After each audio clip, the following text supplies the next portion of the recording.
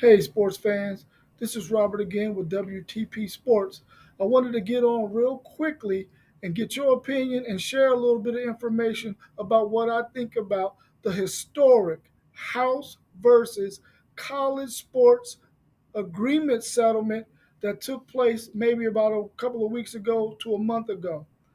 So, as you all know, that college football teams are going to have a chance to have 105 scholarship players on their roster. 20 scholarships more than the previous 85.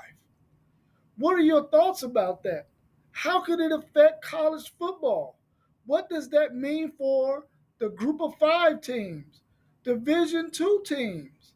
Will more college teams take players who are considered two stars and three-star players and putting them on their roster as development players, guys that they can develop over the next 2 or 3 years to fill spots on their roster? What's your thoughts about that? Could it affect those Division two, three schools along with NAIA, all of those other historically black college teams? How could it affect all of them if these big colleges have a chance to have 105 scholarship players? That's 20 more players on their roster. Does that mean that those lower level college football teams are not going to be able to fill their rosters?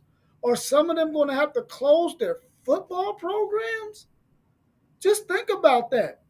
If you're a player out there and a team like Alabama or Ohio State or Michigan or Florida State come knocking on your door and you're only a 2 or 3 star and they're willing to develop you for 2 and 3 years, along with you getting some NIL money, you would probably jump on that as a high school athlete.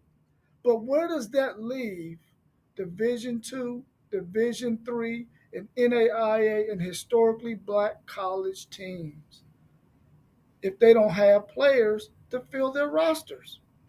They will probably have to go to something like a 53-man roster like they have in the NFL because they're not going to be able to have more than 53 players because most of them are going to probably go to those bigger schools to get developed, to get coached by some of the best coaches in college football with a goal to go and play either in the NFL or possibly in some other kind of league like the USFL or the Canadian Football League.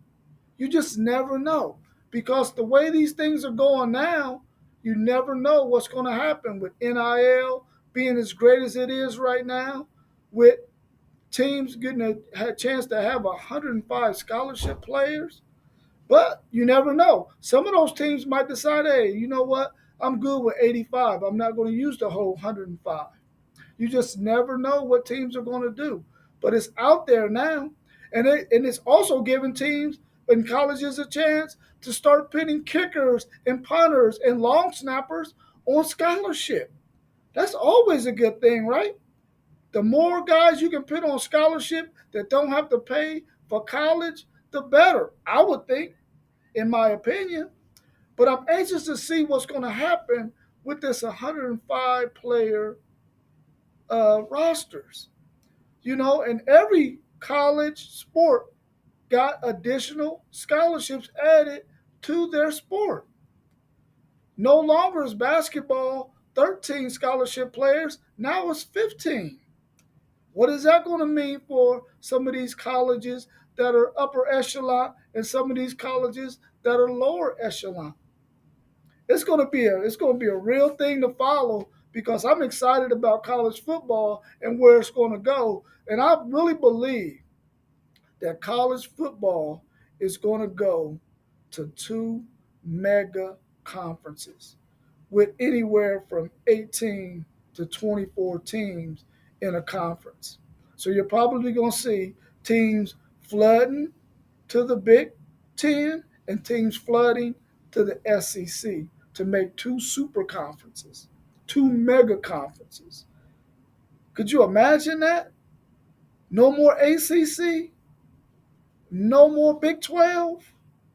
Only the Big Ten and the SEC, because we all know that the ACC and the Big 12 are probably the lesser conferences between the SEC and the Big Ten. So I'm anxious to see what's going to happen with these teams, with this 105 scholarships. How are teams and coaches going to manage this? Are they going to stay at the 85, or are they going to maybe use 90, to get some guys that they might have as priority walk-ons normally without having the 105 scholarships? It's going to be very, very interesting.